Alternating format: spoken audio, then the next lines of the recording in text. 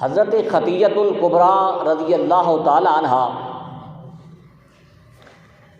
اسلام بلکہ حضرت آدم علیہ السلام سے لے کر نبی کریم صلی اللہ علیہ وسلم تک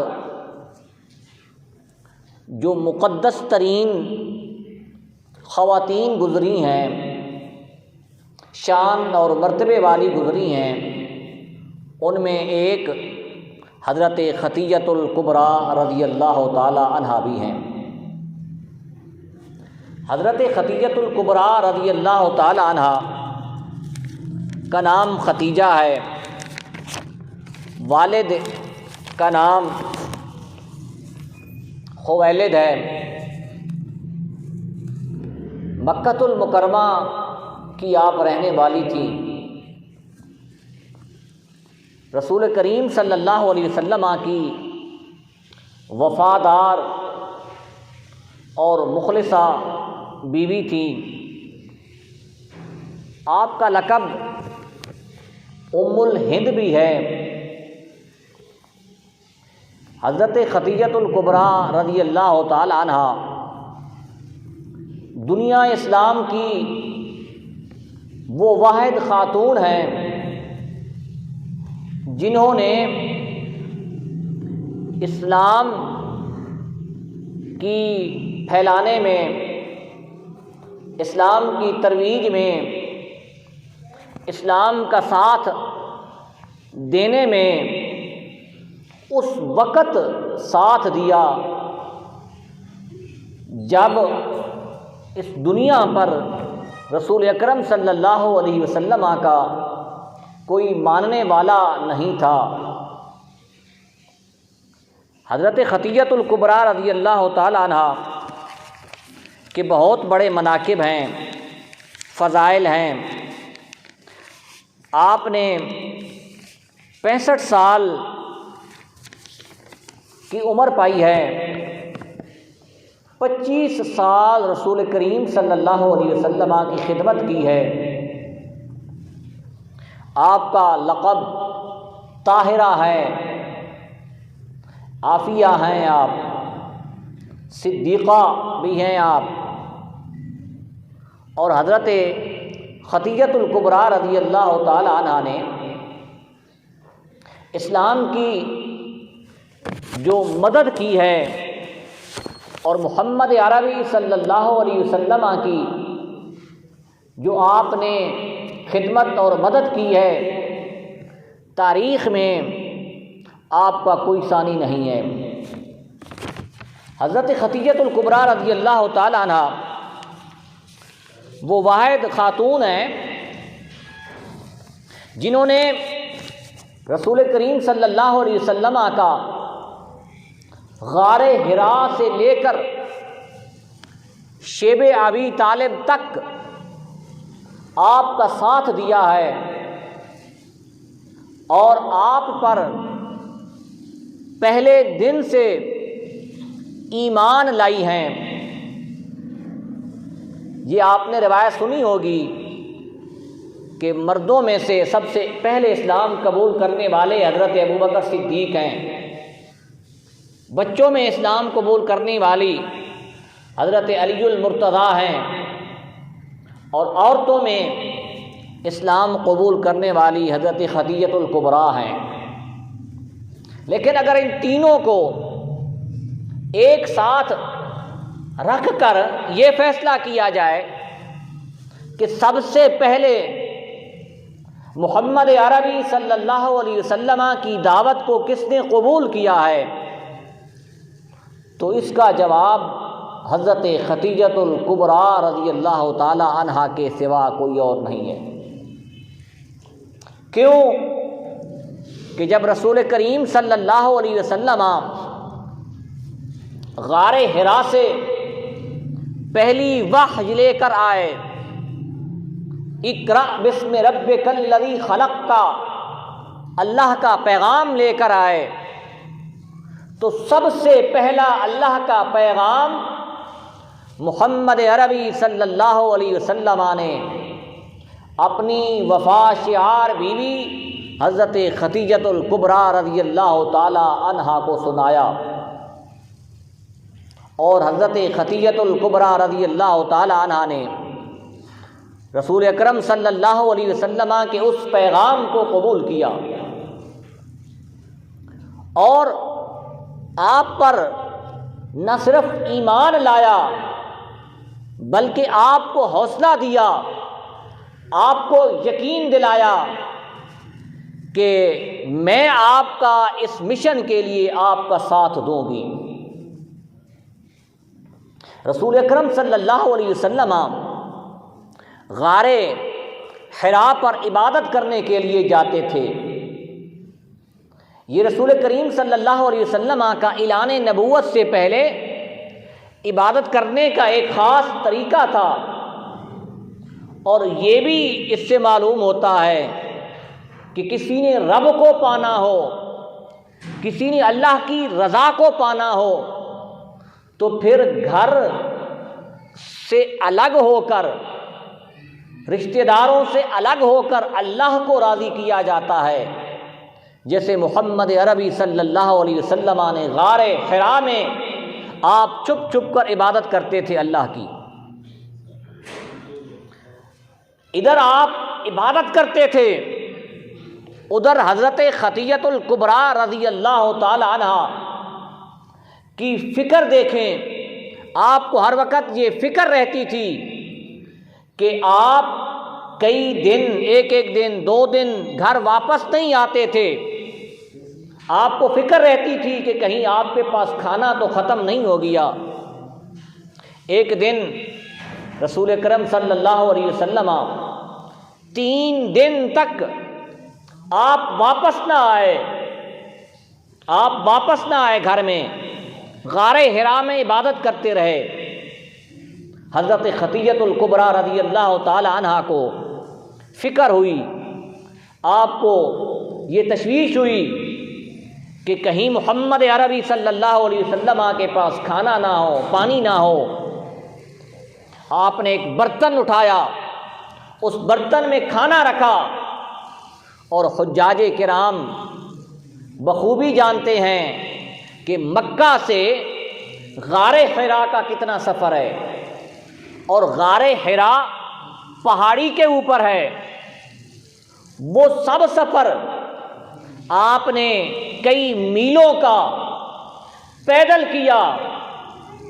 جب غار حراء پر حضرت خدیجۃ الکبریٰ رضی اللہ تعالی عنہا چڑھ رہی تھی اور کھانا برتن میں ڈالے ہوئے ہے، یہ ادا آپ کی اللہ تبارک و تعالیٰ کو پسند آ گئی۔ اللہ تبارک و تعالیٰ نے حضرت جبریل امین کو بھیجا۔ ابھی حضرت خدیجۃ الکبریٰ محمد عربی کی بارگاہ میں نہیں آئیں، آپ رواں ہیں، جاری ہے آپ کا سفر غار حراء کی طرف۔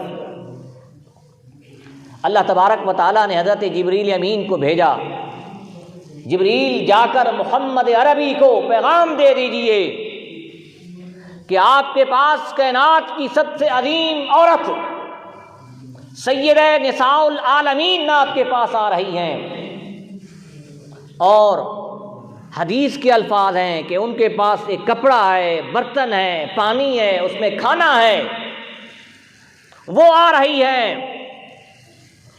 تو حضرت جبریل امین نے رسول کریم صلی اللہ علیہ وسلم کو اللہ کا یہ پیغام دیا ہے۔ حدیث کے الفاظ ہیں اقرأ السلام، کہ محبوب وہ خاتون جنت جو آپ کے پاس آ رہی ہے، اللہ کا سلام ان پر پڑھیے۔ اور حضرت جبریل نے یہ بھی کہا کہ میرا بھی ان پر سلام ہے۔ ذرا اندازہ کیجئے کہ حضرت خدیجۃ الکبریٰ رضی اللہ تعالی عنہا مکہ کی بہت بڑی مالدار خاتون تھی، لیکن ان کو پتہ تھا کہ محمد عربی صلی اللہ علیہ وسلم کوئی عام انسان نہیں ہے، اسی وجہ سے گھر سے کھانا خود اٹھایا اور غار حراء تک لے کر گئیں۔ اور جب وہاں پہنچتی ہیں تو دیکھا کہ کھانا وہاں جو رسول کریم صلی اللہ علیہ وسلم کے پاس پہلے والا تھا وہ ویسے کا ویسے پڑا ہے جی۔ تو آپ نے اس وقت فرمایا کہ میرا رب مجھے کھلاتا ہے، مجھے پلاتا ہے۔ تو الغرض اس سے ثابت یہ ہوتا ہے، ایک تو یہ ہے کہ جو بیوی ہو وہ اپنے شوہر کی اطاعت بھی کرے، اس کی خدمت بھی کرے، اور پھر حضرت خدیجہ الکبریٰ رضی اللہ تعالیٰ عنہ کا مقام دیکھیں کہ وہ مالدار ہو کر، ایک عظیم گھرانے کی بیٹی ہو کر وہ رسول کریم صلی اللہ علیہ وسلم کی خدمت کر رہی ہیں۔ حضرت خدیجہ الکبریٰ رضی اللہ تعالیٰ عنہ کے اسلام قبول کرنے کا واقعہ آپ نے اکثر سنا ہوگا کہ جب رسول کریم صلی اللہ علیہ وسلم غار حرا میں گئے، وہاں حضرت جبریل امین اللہ کا پیغام لے کر آئے۔ وہ سورۃ العلق کی پہلی 5 آیات ہیں، اقرأ بسم ربک الذی خلق خلق الانسان من علق اقرأ وربک الاکرم الذی۔ حضرت خدیجہ الکبریٰ رضی اللہ تعالی عنہا گھر میں تھیں، رسول اکرم صلی اللہ علیہ وسلم کے پاس اللہ کی وحی آئی، اللہ کا قرآن آیا، تو آپ کے جسم میں سردی پیدا ہو گئی، اور روایات میں یہ بھی ہے کہ آپ کا جسم کانپ رہا تھا۔ اس حال میں آپ گھر آئے، تشریف لائے۔ رسول اکرم صلی اللہ علیہ وسلم نے کیا فرمایا؟ زملونی زمرونی۔ حضرت خدیجہ کو کہا کہ میرے اوپر چادر اوڑھا دیجئے، چادر ڈال دیجئے۔ اللہ تبارک و تعالیٰ کو یہ ادا پسند آ گئی کہ حضرت خدیجہ الکبریٰ رسول اکرم صلی اللہ علیہ وسلم پر چادر اڑھا رہی ہیں، اور رسول اکرم صلی اللہ علیہ وسلم نے چادر مانگی تو اللہ تبارک و تعالیٰ نے آپ کا نام مزمل رکھ دیا، یا ایھا المزمل۔ مزمل کا مطلب ہے چادر اوڑھنے والے نبی۔ یہ ادا جو حضرت خدیجہ الکبریٰ نے پہلی چادر رسول اللہ صلی اللہ علیہ وسلم کے کاندھوں کے اوپر ڈالی تھی، اللہ کو یہ ادا پسند آ گئی، اللہ نے آپ کا نام مزمل رکھ دیا جی۔ اب رسول کریم صلی اللہ علیہ وسلم نے غار حرا میں جس طریقے سے حضرت جبریل امین قرآن لے کر آئے، وہ آپ نے کیفیت بیان کر دی، اور رسول کریم صلی اللہ علیہ وسلم کو نے جب حضرت خدیجہ کو یہ بتایا تو حضرت خدیجہ الکبریٰ وہ خاتون تھیں جنہوں نے رسول کریم صلی اللہ علیہ وسلم کو حوصلہ دیا، اور کیا فرمایا؟ کلا واللہ لا یخزیک اللہ۔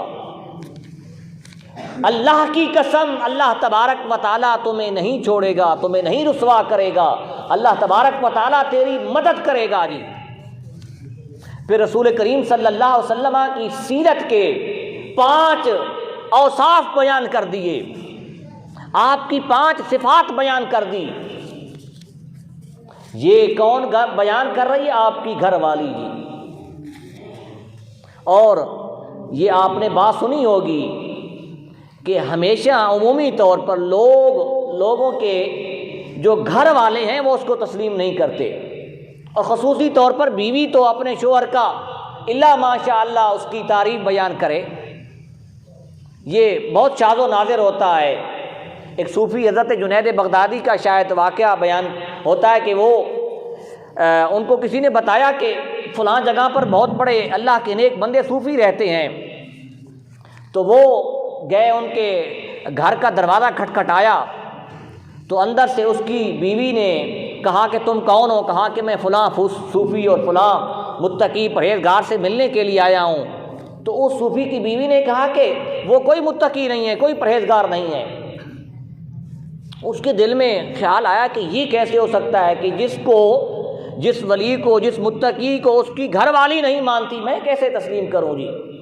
وہ جب چلے جی، وہ آگے سے آ رہے تھے، دیکھا کہ وہ شیر کے اوپر سوار ہیں، اس کے ہاتھ میں سانپ ہے جی، تو کہا کہ ایک طرف یہ آپ کی کیفیت ہے، آپ کی یہ شان ہے، دوسری طرف آپ کی ولایت کو، آپ کے تقوی اور پرہیزگاری کو تو آپ کی بیوی نہیں مانتی۔ تو اس نے کہا کہ میں اس کے ساتھ صبر کر کے گزارا کر رہا ہوں، اللہ تبارک و تعالیٰ نے یہی مجھے صلہ دیا ہے جی۔ عمومی طور پر گھر والے اس کسی بھی فرد کی تعریف بہت شاد و نادر کرتے ہیں۔ یہ رسول اکرم صلی اللہ علیہ وسلم کی بیوی کیا کہہ رہی ہیں کہ اللہ تبارک و تعالیٰ آپ کو نہیں چھوڑے گا، کیوں کہ انک لتصل الرحم، آپ صلہ رحمی کرتے ہیں،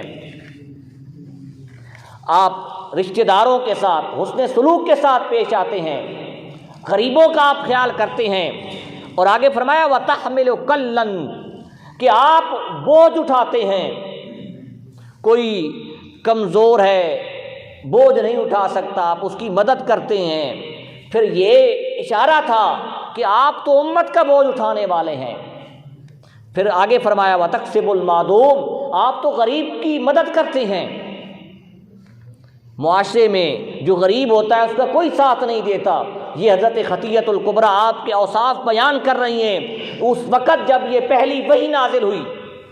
وتکرم الضیف، فرمایا کہ محبوب اللہ آپ کو کیسے چھوڑے گا، آپ تو مہمان نواز ہیں، مہمانوں کی عزت کرنے والے ہیں، مہمانوں کو کھانا کھلانے والے ہیں۔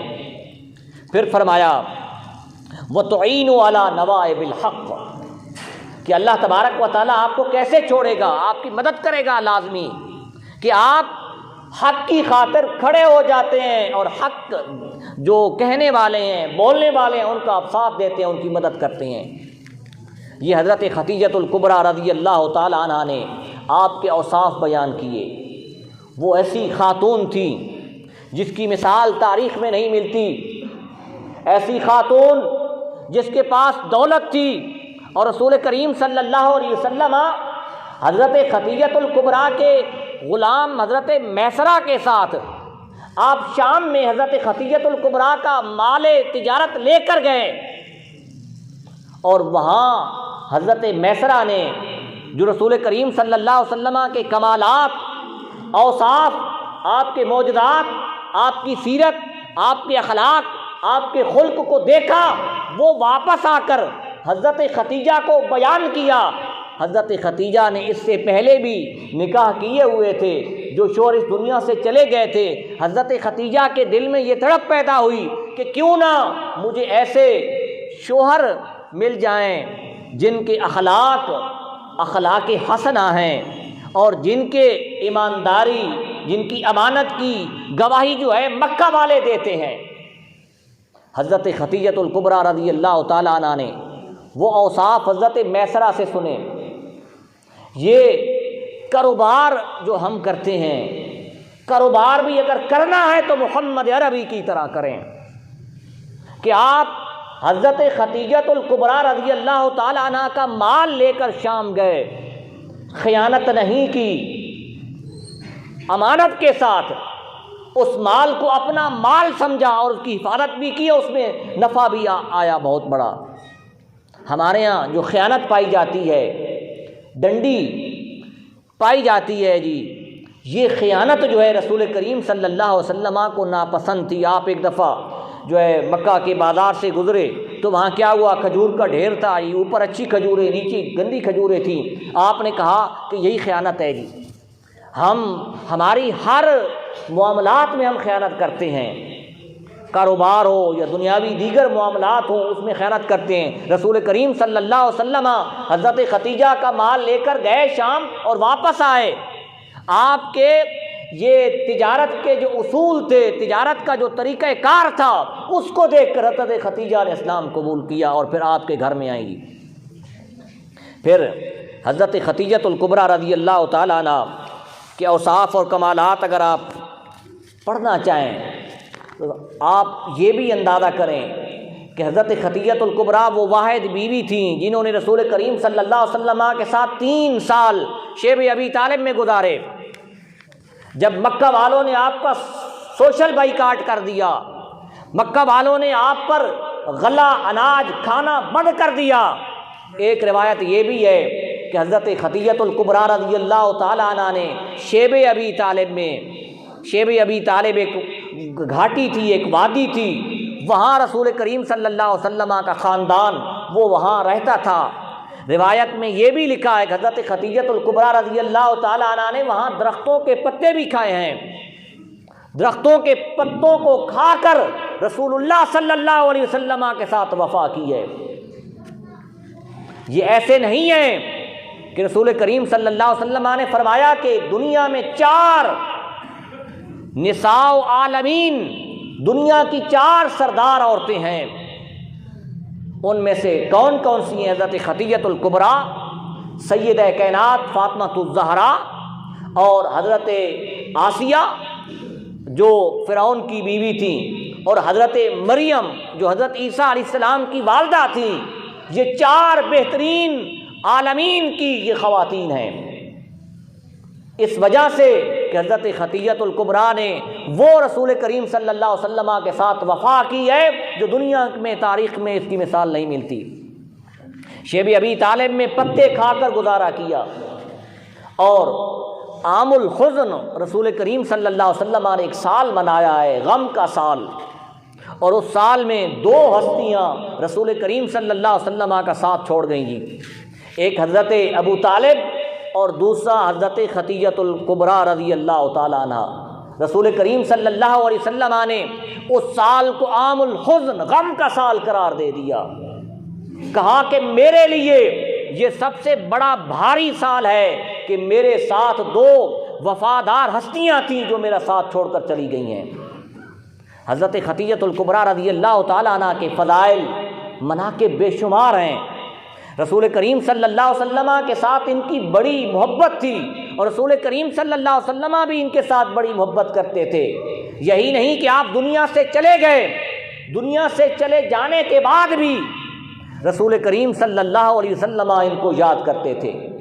رسول کریم صلی اللہ علیہ وسلم کے گھر میں جب گوشت کوئی آتا، اچھا کھانا آ جاتا، رسول کریم صلی اللہ علیہ وسلم وہ گوشت، بکری کا گوشت ہوتا تھا یا جو بھی گوشت ہوتا تھا، وہ سب سے پہلے آپ حکم دیتے حضرت خدیجہ الکبریٰ کی جو سہیلیاں ہیں ان کو جا کر دو جی، ان کو جا کر دو، اور سب سے پہلے آپ حضرت خدیجہ کی سہیلیوں کو دیتے تھے جی۔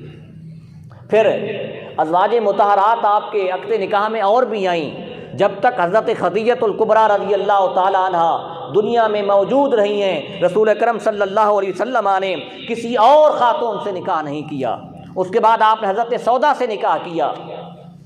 حضرت خدیجہ الکبریٰ رضی اللہ تعالی عنہ کی شان آپ ذرا یہ دیکھیں کہ حضرت خدیجہ الکبریٰ کا جب آپ تذکرہ کرتے، آپ شان بیان کرتے، تو ایک دن حضرت عائشہ صدیقہ رضی اللہ تعالیٰ عنہ نے کہا کہ یا رسول اللہ، آپ خدیجہ کو اتنا کیوں یاد کرتے ہیں؟ حضرت خدیجہ کو آپ اتنا کیوں یاد کرتے ہیں، اس کی وجہ کیا ہے؟ آپ نے فرمایا کہ میں اس عورت کو، اس خدیجہ کو یاد نہ کروں جس وقت میرے ساتھ کوئی نہیں تھا، وہ ایک تھی۔ مکہ والے سب مخالفت کر رہے تھے، وہ عورت، وہ خاتون میرا ساتھ دے رہی تھی، اور جس وقت میرے پاس کوئی دولت نہیں تھی، میرے پاس کوئی دولت نہیں تھی، حضرت خدیجہ نے دولت میرے قدموں میں نچھاور کر دی ہے، میں اس وجہ سے ان کا تذکرہ کرتا ہوں۔ آج ہمارے پاس بھی دولت ہے جی، رزق بھی ہے، یہ رزق اگر اچھی جگہ پر استعمال ہو جائے یہ سب سے بڑی خوش قسمتی ہے۔ حضرت خدیجہ الکبریٰ رضی اللہ تعالیٰ عنہ مکہ کی مالدار خاتون تھی، کوئی عام گھرانے سے ان کا تعلق نہیں تھا، ان کے پاس دولت کی فراوانی تھی، اور ان کا کاروبار جو ہے بیرون ملک، شام، دیگر ریاستوں میں جا کر ہوتا تھا۔ رسول اکرم صلی اللہ علیہ وسلم کے قدموں پر انہوں نے وہ دولت جو تھی وہ نشاور کر دی۔ 2 ہستیاں ہیں رسول کریم صلی اللہ علیہ وسلم کے ساتھ جنہوں نے بہت بڑا ساتھ دیا، ایک حضرت ابوبکر صدیق اور ایک حضرت خدیجہ الکبریٰ رضی اللہ تعالیٰ عنہ۔ آپ ادھر دیکھیں کہ ہم یہ فضائل بیان کرتے ہیں کہ حضرت ابوبکر صدیق رضی اللہ تعالیٰ عنہ کی وہ 3 راتیں جو غار ثور میں گزاری تھیں وہ بڑی افضل راتیں ہیں، اور حضرت عمر بھی خواہش کرتے تھے کہ وہ 3 راتیں اللہ میرے مقدر میں لکھ دیتا، مجھے مل جاتا۔ ایک طرف 3 راتوں کے اتنے فضائل اور مناقب ہم بیان کرتے ہیں، ذرا یہ اندازہ کیجئے کہ جس خاتون نے رسول اللہ کے گھر میں رسول اللہ کی 25 سال تک خدمت کی ہے، اس خاتون کی فضیلت کا عالم کیا ہوگا؟ حضرت خدیجہ الکبریٰ رضی اللہ تعالیٰ عنہ کی سیرت با کمال تھی۔ آپ کی زندگی اور آپ کے حالات پڑھیں تو حضرت خدیجہ الکبریٰ رضی اللہ تعالیٰ عنہ پر کوئی ایک چھوٹا سا الزام بھی نہیں لگا، چھوٹا سا الزام بھی نہیں ہے۔ آپ اسی وجہ سے آپ کا ایک لقب ہے طاہرہ، طاہرہ کا مطلب ہے پاک صاف۔ حضرت خدیجہ الکبریٰ رضی اللہ تعالیٰ عنہ پاک تھیں، تمام عیوب سے پاک تھیں، تمام نقائص سے پاک تھیں، اور رسول کریم صلی اللہ علیہ وسلم کا وہ ساتھ دیا ہے جو کسی نے ساتھ نہیں دیا۔